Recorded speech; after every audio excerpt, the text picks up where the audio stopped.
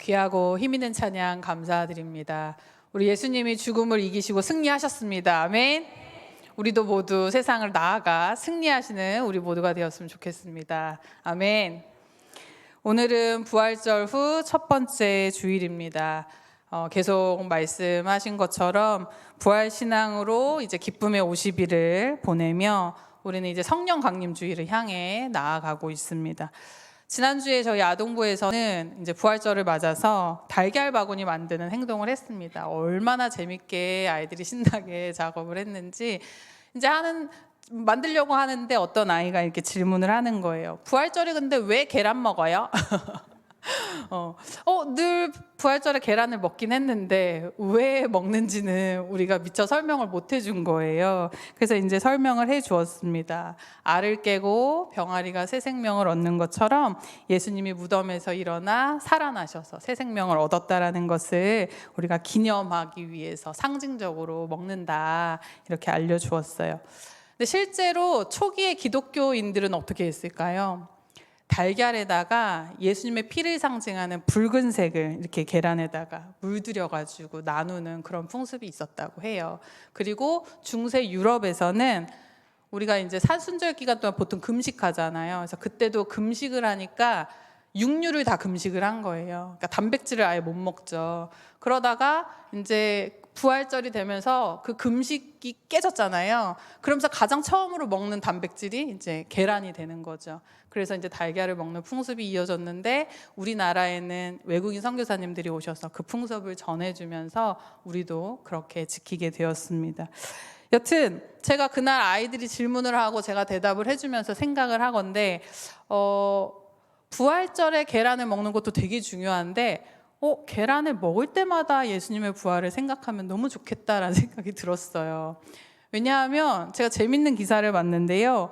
우리나라 국민 1인당 연간 달걀 소비량이 얼마나 되는지 아십니까, 여러분? 우리는 얼마나 달걀을 먹을까요? 놀랍게도 331개를 먹는데요. 1년 동안 한 사람이 거의 365일이잖아요, 1년이. 그럼 331개면 거의 하루에 하나꼴을 먹는 거예요. 저희 집도 계란 소비량이 진짜 엄청나거든요. 계란 후라이 아침마다 먹어요. 진짜 계란 후라이 먹고 계란말이, 계란찜, 또 계란국, 계란밥, 그리고 무슨 떡국 끓여도 계란을 풀고, 그쵸? 김밥에도 계란이 들어가고, 계란 진짜 많이 먹어요. 그러니까 계란이 보일 때마다 우리는 뭐라고 얘기하냐면요. 예수님 부활하셨습니다. 이렇게 얘기를 하는 거예요. 계란 볼 때마다. 우리는 이제 무한의 약속을 하는 겁니다. 아셨죠? 네, 계란 보실 때마다. 그래서 예수님의 부활이 우리의 삶 속에서 날마다 기억되고 기념될 수 있었으면 좋겠다라는 생각이 듭니다. 여튼 우리 기독교는 이렇게 부활을 정말 중요하게 여기고 부활이 없으면 아무것도 아니라고 그렇게 이야기를 합니다. 그런데 부활을 믿고 부활을 기억하고 부활 신앙으로 살아가는 것, 이것이 과연 대체 뭔가? 여러분, 부활을 믿지 않는 사람과 우리의 다른 점이 무엇입니까? 여전히 우리는 죄 가운데 우리가 살아가고 우리도 세상 살다 보면 불안함이 생기고 두려움들이 생기고요. 쉽게 무너지기도 하고. 근데 생각해보면 우리도 그닥 세상과 크게 다를 것 없이 살아가는 거 아닌가라는 생각을 해보게 되는 것이죠. 여러분, 그래서 오늘의 말씀의 제목이 살짝 도발적이긴 하지만 부활, 그게 뭔데 도대체? 약간 이런 질문을 던져보면서 우리가 그 부활의 의미를 한 번 더 생각해 보려고 하는 것입니다. 오늘은 제가 봤을 때 도마의 날인 것 같아요. 오전에도 우리 목사님이 도마 이야기를 하셨고 아까 우리 찬양인도 하시면서 도마의 고백을 얘기하셨는데 오늘은 제가 또 도마를 이야기하려고 합니다. 오늘 도마를 한번 파헤쳐 보자고요. 여러분, 오늘 오전에 그 말씀 나눌 때 베드로와 제자들 앞에 부활의 예수님이 나타나셨어요. 그렇죠? 그래서 그들의 두려움과 의심을 거두어 주셨고 못자국난 손을 다 보여주셨습니다. 그런데 그 자리에 없었던 제자가 누구라고요? 도마. 네. 그래서 이 봤던 제자들이 도마한테 얘기를 한 거예요. 우리가 주님을 보았다. 그런데 도마가 믿지를 않아요. 내가 직접 보지 않고는 결코 믿지 않겠다라고 이야기를 한다라는 거죠. 여러분, 그런데 도마를 그래서 우리가 보통 뭐라고 별명을 붙이죠? 의심 많은 제자 도마라고 하잖아요. 근데 제가 오늘 잘 생각해 보면 도마가 조금 억울할 수 있겠다. 그 억울함을 좀 풀어봐야겠다라는 생각이 좀 들었습니다. 왜냐하면 다른 제자들도 의심을 안 한 건 아니거든요. 그럼 도마의 성품, 그동안의 그 기질은 무엇일까? 성경 속에 도마가 나오는 본문이 요한복음에 3군데 있어요. 요한복음에만 나옵니다. 그런데 우리가 가장 잘 아는 말씀 있죠. 요한복음 14장 6절에 보면 내가 곧 길이요 진리요 생명이니 나로 말미암지 않고는 아버지께로 올 자가 없느니라. 이 유명한 말씀이 누구의 질문에서 시작되었냐? 바로 도마의 질문에서 시작이 되었어요. 도마가 3군데밖에 안 나오는데 그 중에 한 질문이 바로 이 중요한 답을 얻었던 질문이라는 거예요. 여러분, 도마는요 그때 뭐라고 질문했냐면 주께서 어디로 가시는지 우리가 알지 못하거늘 그 길을 어찌 알겠사옵나이까? 이러면서 얘기를 해요. 그러니까 예수님이 내가 길이다 라고 얘기를 해주시는 거거든요. 그러니까 도마는 이게 나쁘게 말하면 의심이 많은 건데 좋게 말하면 이해를 추구하는 신앙이라는 거예요. 이해되어야지 체화되고 그게 믿어진다라는 거예요. 여러분, 무턱대고 믿을 수 없잖아요. 그냥 대충 믿는 척 할 수 없잖아요. 확실히 내가 알고 이해하고 믿고 싶은 거예요. 그런 진지한 제자였다라는 거예요. 저는 그래서 도마가 한편으로는 이해가 되고 또 의심 많은 제자라는 별명은 좀 억울하겠다 이런 생각이 좀 듭니다. 여러분, 모르는 것을 물어보는 용기, 전 도마에게 그 부분이 있었다고 생각해요. 그리고 정직하게 질문하는 제자였다라는 거예요. 그런 부분에서 저는 도마가 좀 부럽습니다. 저는 사실 몰라도 그냥 대충 넘어갈 때 있거든요. 근데 그런 것들을 그냥 넘어가지 않고 질문하고 자신의 그 궁금함을 풀어나가려고 노력했다라는 것이죠. 그리고 또 우리가 좀 쉽게 이해해 볼 수 있다면 이미 앞에 이 십자가 사건으로 인해서 이미 마음의 상처가 한 번 있잖아요. 내가 섬기던 그 예수님, 나의 스승이 그렇게 십자가에 처참하게 돌아가시는 걸 보고 이 마음의 상처가 있다 보니까 부활하셨다는 것을 쉽사리 믿기가 어려운 거예요. 내가 또 상처받는 거 아니야? 라고 생각할 수 있다는 거죠. 여러분, 그래서 오늘 도마가 의심 많은 제자라고 불려지지만은 사실은 도마는 이날 이후로 완전히 이제 180도 달라져서 도마는 나중에 어떤 기록에 보면 인도의 선교사가 되어서 그곳에서 순교할 때까지 전도 선교하며 살았다라는 기록이 있습니다. 그러니까 단순히 의심 많은 제자라고 하기보다는 그는 진지하고 궁금한 것을 찾아서 묻고 이해하려고 했던 제자였구나라고 생각을 해볼 수 있습니다. 자, 그런데 오늘 도마가 직접 보지 않고는 결코 믿지 않겠다라고 했을 때에 부활의 예수님이 정말 감사하게도 친히 찾아와 주셨어요. 그러면서 예수님이 뭐라고 얘기하시냐면 내 손을 내밀어 내 옆구리에 넣어보라. 믿음 없는 자가 되지 말고 믿는 자가 되라 라고 말씀하셨어요. 그렇죠.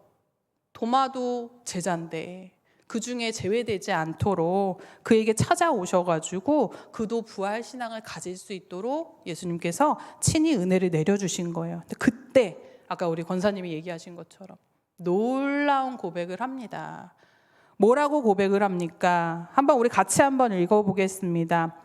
28절입니다. 시작. 도마가 대답하여 이르되 나의 주님이시요 나의 하나님이시니이다. 아멘. 여러분, 이게 왜 놀라운 고백이냐면요, 예수님을 하나님으로 고백한 사람은 도마가 처음이었어요. 여러분, 베드로는 살아계신 하나님의 아들이라고 했거든요. 도마는 예수님을 하나님이라고 예, 그렇게 고백한 첫 고백이었기 때문에 이 고백이 너무너무 중요하다. 이 고백은 충동적으로 한 고백이 아닙니다. 정말 진심으로 고백한 것이고 인생의 방향이 완전히 바뀌는 고백을 한 것입니다. 그때 예수님 뭐라고 얘기하시냐면 29절입니다. 우리 한번 같이 읽어보겠습니다. 시작. 예수께서 이르시되 너는 나를 본고로 믿느냐? 보지 못하고 믿는 자들은 복되도다 하시니라. 아멘. 오늘은 이 말씀이 정말 중요합니다, 여러분. 여러분, 이 말씀이 언뜻 보면 도마를 책망하듯 말씀하신 것 같다는 생각이 들 수 있어요. 그런데 이 말씀은 도마를 책망하시려고 하시는 말씀이 아니라 지금 우리를 위한 선언을 하신 것입니다. 예. 도마 이후의 사람들을 위해서 정말 멀리 내다보시고 하시는 말씀이에요. 이제 예수님은 제자들과 함께 하실 시간이 얼마 남지 않았고 이제 하늘로 올라가시잖아요. 그러면 이제 예수님의 부활하신 것을 직접 목격할 수 있는 사람이 별로 없어요. 이제 그 이후의 사람들, 예수님 승천 이후의 사람들은 부활의 예수님을 볼 수가 없단 말이죠. 여러분, 그 이후의 사람들은 그럼 어떻게 믿을까요? 여러분, 그래서 그 이후의 사람들을 위해서 오늘 이 29절 말씀이 기록된 것입니다. 여러분, 우리는 다 예수님의 부활을 믿죠? 맞나요? 네, 여러분 예수님 부활하셨어요. 우리는 다 믿는다고 고백을 하죠. 그런데 우리 중에 혹시 예수님의 빈무덤 확인하신 분 손? 예수님의 구멍난 그 못자국 확인하신 분 손? 없지요. 세마포 보신 분? 없지요. 근데 우리는 어떻게 믿는 거예요, 도대체? 아니, 보지 못했는데 우리 어떻게 믿냐고요. 말씀으로. 맞습니다. 정답입니다. 듣고 믿는 거예요. 읽고 믿는 거고 보고 믿는 게 아니고 이 말씀 속에 기록되어 있는 걸 알고 믿는 것입니다. 여러분, 그래서 예수님은 도마에게 책망하려고 말씀하신 게 아니고 그런 우리들을 위해서 말씀하신 거예요. 이제 그 이후의 사람들은 이제 나를 직접 보지 못할 텐데 보지 못하고 믿는 자들은 복되다라고 선언을 해주신 것입니다. 여러분, 우리는 복된 사람입니다. 아멘. 여러분, 우리는 진짜 제자들보다 베드로보다 도마보다 더 복된 사람이에요. 우리의 믿음은 진짜 그들과 비교할 수 없어요. 왜냐? 그들은 보고 믿었잖아요. 직접 못자국 난 손가락을 보고 믿었잖아요. 우리는 보지도 않았고 이렇게 믿었는데 예수님의 이 복되다라고 하는 이 선포가 얼마나 우리에게 감사한지 모릅니다. 여러분, 그래서 오늘 예수님이 우리를 축복하시며 복된 사람이라고 말씀하신 것입니다. 자, 여러분, 그렇다면 부활을 믿는 우리들은 그럼 어떤 삶을 살고 있습니까? 부활이 무엇인지 알고 부활을 믿는다고 고백하는 우리는 정말 부활과 하나 된 삶을 살아가고 있는가? 부활은 1년에 한 번 부활절을 기념하고, 그렇죠? 우리는 계란을 먹으면서 부활을 고백합니다. 그리고 천국의 소망을 두고 살아가죠. 이렇게만 하면 이제 부활신앙을 잘 살아가는 사람이라고 말할 수 있는가? 우리가 그 부분에 대해서 한번 생각해 볼 필요가 있다는 거죠. 잘못된 게 아니에요. 당연히 1년에 한 번 부활절을 기념하고 계란을 먹고 천국 소망을 가지고 이 모든 것이 다 옳고 맞는 일이고 잘하는 것입니다. 다만 여기서만 머무른다면 우리는 그냥 부활을 아는 것이지 믿는 것은 아니라고 하는 것입니다. 부활이 나중에 죽어서 천국 가는 이야기, 그것이 아니라고 하는 것입니다. 부활은 바로 지금 오늘 여기 이곳에서 우리의 삶을 바꾸는 능력이라고 하는 것입니다.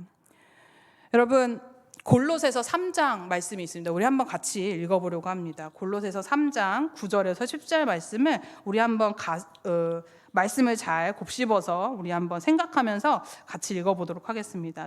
시작. 너희가 서로 거짓말을 하지 말라. 옛사람과 그 행위를 벗어버리고 새 사람을 입었으니 이는 자기를 창조하신 이의 형상을 따라 지식에까지 새롭게 하심을 입은 자니라. 아멘. 여기에 보면 바울이 옛사람과 그 행위를 벗어버리고 새 사람을 입었다라고 이야기를 합니다. 예수와 함께 죽고 예수와 함께 사는 사람은, 부활을 믿고 부활의 신앙으로 사는 사람은 무엇을 입냐면 부활의 옷을 입는다라고 하는 거예요. 여기에서 중요한 단어는 벗어버리고 입는다라는 거예요. 기존에 입었던 옷을 벗고 이제 새 옷, 부활의 옷을 입는다라는 거죠. 여러분, 부활이 무엇입니까? 예수님이 죽음을 이기시고 새 생명으로 살아나신 그 사건. 여러분, 그렇다면 부활을 믿는 우리는 예수님과 함께 새 생명을 입은 사람들이라고 하는 것이죠. 이제 우리 안에 옛 옷은 그냥 벗어버리고 살아가야 한다는 것입니다. 우리는 이미 새 사람인데 여전히 옛 사람처럼 살아가는 우리의 모습들을 보게 된다라고 하는 것입니다. 성경에 보면 바울이 말하는 그 옛사람의 모습은 음란하고 부정하고 사욕과 악한 정욕과 탐심이 가득하다, 이렇게 기록을 하고 있습니다. 여러분, 우리가 사는 요즘 이 시대가 여러분 어떤 세상입니까? 100년 전과 비교하면 우리 너무나 잘 살게 되었잖아요. 선진국이죠.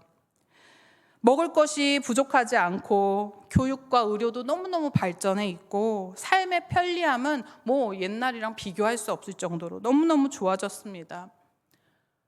근데 그렇다고 우리가 더 나은 사람이 되었는가? 그건 우리가 좀 생각해 볼 일이라고 하는 것이죠.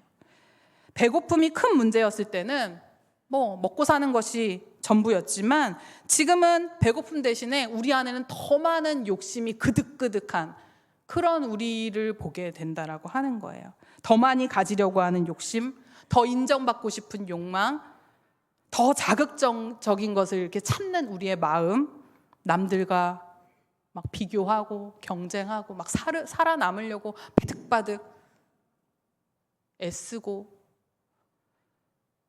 제가 얼마 전에 그 마약과 중독 세미나라는 걸 들었는데, 여러분, 요즘에 마약과 중독 환자가 진짜 많아지고 있다고 그래요. 그런데 문제는 그 연령대가 점점 낮아지고 있다는 거예요.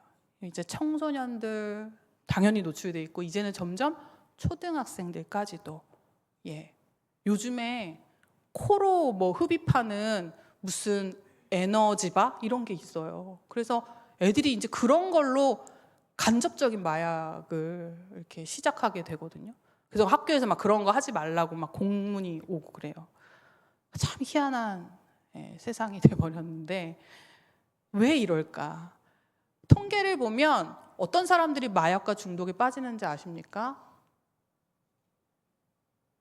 마음이 공허한 사람들이 마약과 중독에 빠지는 거예요. 마음이 힘들고 외로운 사람들. 여러분, 지금 이 시대는 배는 불러요. 뭐 못 먹어서 굶주리는 사람들 아주 극소수 외에는 사실 우리나라에 그런 사람들 별로 없어요. 그런데 마음은 정말 다 공허하다라고 하는 것입니다.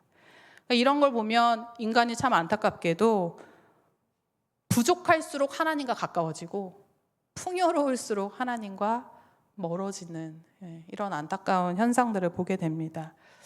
우리의 속사람은 도대체 언제 변화될 수 있을까? 아직도 왜 우리는 옛 옷을 벗어버리지 못하고 있는 것일까?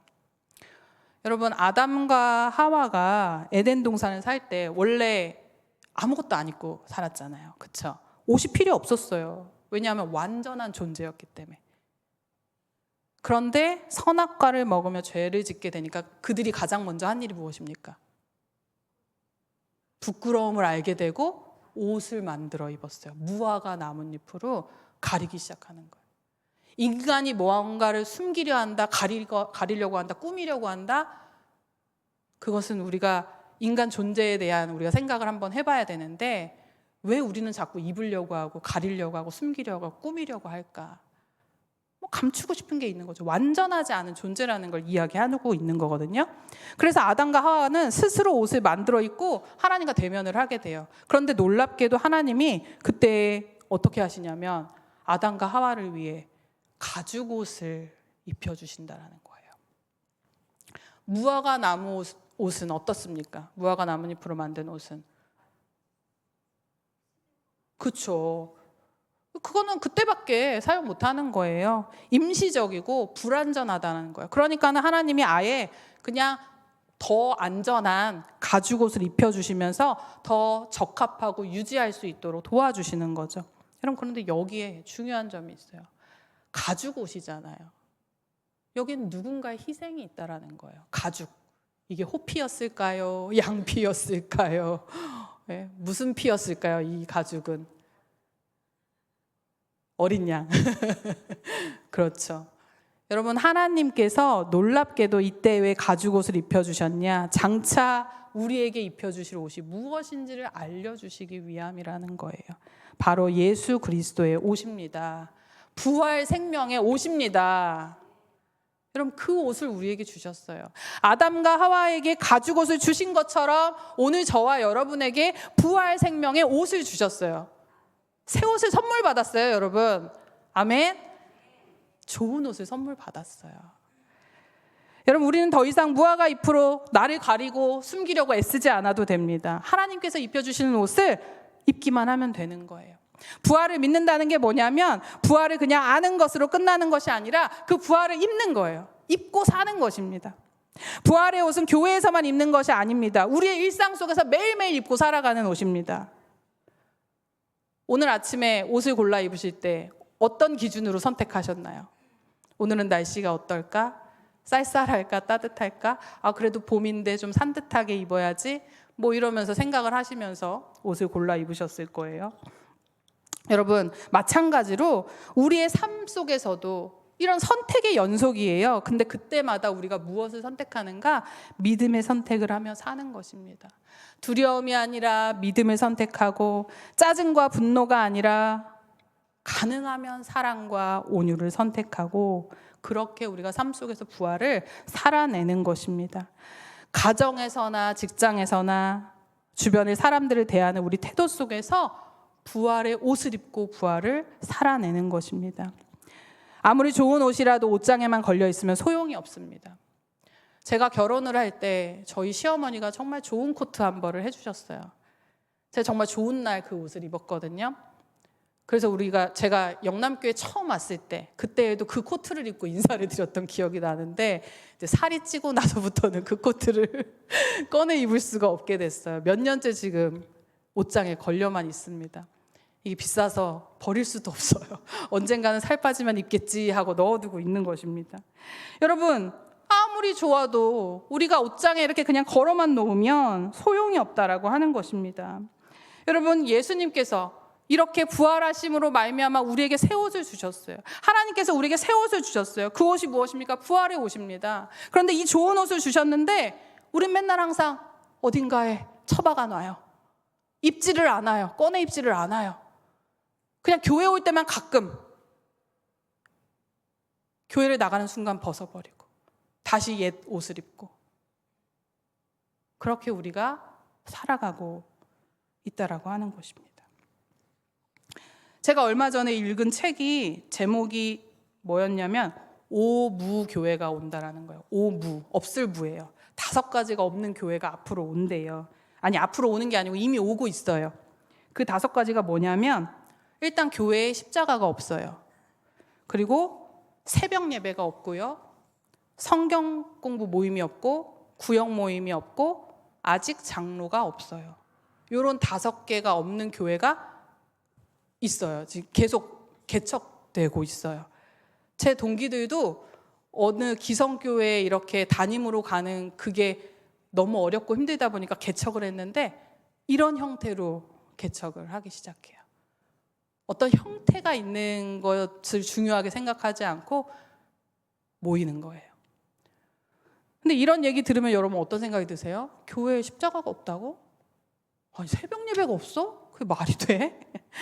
이러면서 뭔가 걱정이 되시고 마음이 좀 불편하신 분도 있을지 모르겠습니다. 이게 맞나? 이러면 교회가 좀 무너지는 거 아닌가? 이런 생각이 드실 수 있을 것 같아요. 근데 이제 앞으로 이 교회 안에 기성세대가 어떤 세대들이냐면 MZ세대들이 기성세대가 된다는 거예요. 옛날에 우리가 MZ세대 하면은 다음 세대였거든요. 근데 이제 MZ들도 나이를 먹잖아요. 그러니까 그들도 이제 기성세대가 되었어요. 그러니까 저도 간당간당하게 그 M자를 유지하고 있거든요. 제가 40대 초반이니까 그 밀레니엄 세대에 껴있단 말이에요. 저도 MZ라고 당당하게 말은 못하지만 M 중에 하나예요. 그러니까 40대 초반들이 이제 기성세대에 스물스물 들어오기 시작하면서 교회 안에 뭐 시스템이라던가 조직 구조가 좀 슬슬 바뀌기 시작하는 거죠. 그런데 여러분, 이 오무교회가 온다라는 것을 우리가 딱 생각해 봤을 때 걱정되고 뭐 마음이 불편할 수는 있지만 이거는 그냥 시대의 변화이고 흐름이에요. 그러니까 거대한 파도를 우리가 우리의 힘으로 막을 수 없는 것처럼 이 변화와 흐름을 옳다 그르다라는 관점으로 보기보다는 그럼 이러한 시대에 우리는 무엇을 해야 하는가라는 관점으로 바라봐야 된다는 거예요. 점점 이런 세대가 물밀듯이 이렇게 오고 있는데 우리에게 그럼 우리는 어떤 마음으로 그들을 대해야 하는가? 그런데 중요한 것은 뭐냐면 형식은 변할 수 있지만 본질은 변해서는 안 된다라고 하는 거예요. 여러분, 교회 예배당에 십자가 걸고 안 걸고 이것보다 중요한 게 뭐냐면 복음의 핵심, 부활 신앙으로 살아가는 것입니다. 여러분, 복음의 핵심이 뭐예요? 본질이 무엇입니까? 예수 그리스도의 십자가와 부활 신앙이에요. 그렇죠? 그것만 잃지 않으면 되는 거예요. 새벽 예배를 하고 안 하고 뭐 구역 모임 이런 거 다 나중으로 뒤로 미루더라도 중요한 것은 우리가 부활 신앙으로 살아가고 있는가 아닌가. 이것이 진짜 기독교의 본질이라고 하는 거예요. 여러분, 십자가 없어도 우리 모여있는 사람들이 부활 신앙으로 살아가면 거기가 교회입니다. 여러분, 집에 십자가 있으세요? 직장에 십자가 있으세요? 없어도 거기가 교회가 될 수 있는 거예요. 우리가 부활 신앙으로 살아간다면. 여러분, 저희 둘째가 머시마인데 종종 저에게 이제 볼뽀뽀도 해주고 애교를 막 부려요. 사랑한다고 말도 해주고. 그래서 이제 어제도 제가 막 볼뽀뽀 서로 해주고 얼굴을 막 부비다가 이제 서로 포옹해주고. 근데 그렇게 하고 난 다음에 곧장 바로 앞에 있는 누나에게 시비를 걸고 발길질을 하고 돌변을 하는 거예요. 완전 딴 사람이에요. 저한테 했던 것과는 완전 딴판으로 이제 누나한테 막, 누나는 아무 잘못 없이. 그래서 제가 그걸 보면서 우리의 신앙의 실체를 투영하게 되었어요. 여러분, 우리 교회 올 때 하나님한테 막 애교 부리고 막 안 하던 찬양 막 하고요. 우리 평일엔 찬양 하나도 안 하다가 그냥 주일에 다 몰아서 하는 거예요. 말씀 보고. 이게 일주일치잖아요, 여러분. 맞죠? 오늘 목사님이 오전에 늘 찬양하라고 하셨는데 우리 일주일치 찬양을 오늘 다 하고 가는 거잖아요. 아닙니까? 아니라고 말해주세요. 몰아서 우리는 하나님께 애교 다 부려요, 여기서. 그리고 저 문을 나서는 순간 발길질하고 시비 걸고 친절하지 않은 태도로 원래 우리의 옛옷을 다시 입고 살아가는 거예요. 부활 신앙이 뭘까요? 부활 그게 뭔데 도대체? 아무리 여기에서 우리가 부활 찬양, 오늘 진짜 부활 찬양 엄청 많이 했죠. 그런데 우리의 삶이 변화되지 않으면 지금 우리 둘째 머시마랑 똑같은 거예요. 우리가 지금 입고 있는 옷이 무엇인지 여러분 한번 잘 돌아보시기 바랍니다. 주일 예배 끝나고 끝! 이게 아니고 이제 시작입니다. 나의 하루 전체가 하나님 앞에 예배가 될 수 있도록 늘 하나님 앞에 정직하고 때때로 처한 상황이 어려워도 믿음의 선택을 하면서 절망적인 순간들 많죠. 근데 그 순간에도 어떻게든 하나님 안에서 소망을 가지려고 다시 하나님 안에서 다시 시작하려는 용기를 가지고 또 누군가 죽도록 미울 때가 있어요. 그런데 그런 마음 속에서도 어렵지만 하나님 안에서 사랑과 용서를 선택하는, 이게 정말 쉽지 않지만 포기하지 않고 부활 신앙을 실천하기 위해 애쓰는 우리 모두가 되어야 한다는 것입니다. 따뜻한 봄이 되면서 우리 겨울 내내 입었던 두꺼운 옷들은 다 집어넣고 새로운 가벼운 옷차림을 하는 것처럼, 계절에 맞게 옷을 선택하는 것처럼 지금 우리가 입을 옷은 옛 옷이 아니라 새로운 부활의 옷이라고 하는 거예요. 하나님이 새롭게 지어주신, 우리를 위해 지어주신 누군가의 희생, 예수 그리스도의 희생을 통해서 우리에게 주신 그 부활의 옷을, 그 값으로 어떻게 매길 수 없는 옷이에요. 이거는 50만 원, 100만 원? 아니요. 그보다도 정말 이건 값으로 따질 수 없는 너무나 비싼 고가의 브랜드 옷보다도 훨씬 더 비싼 옷을 우리는 입은 거거든요. 주신 거거든요. 그 옷을 장롱에 처박아 두고 맨날 보기만 할 것인가? 오늘 당장 꺼내 입고 입는 것입니다.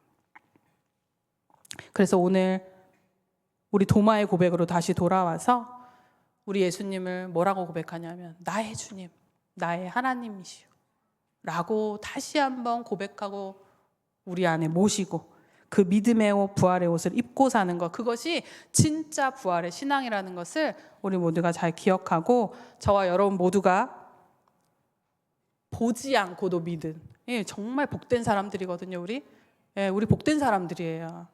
그렇기 때문에 부활을 아는 것에서 그치지 않고 매일의 삶 속에서 부활을 살아가는 저와 여러분 모두가 될 수 있기를 주님의 이름으로 축원을 드립니다. 우리 이 시간 함께 외쳤으면 좋겠어요. 자, 손 한번 이렇게 딱 들고 자, 따라합니다. 부활을 입고 부활을 살자. 한 번 더 외치겠습니다. 부활을 입고 부활을 살자. 기도하겠습니다. 사랑의 하나님, 2000년 전 예수님의 부활 사건을 우리가 직접 보지 않고도 믿을 수 있는 은혜를 주셔서 주님 정말 감사합니다.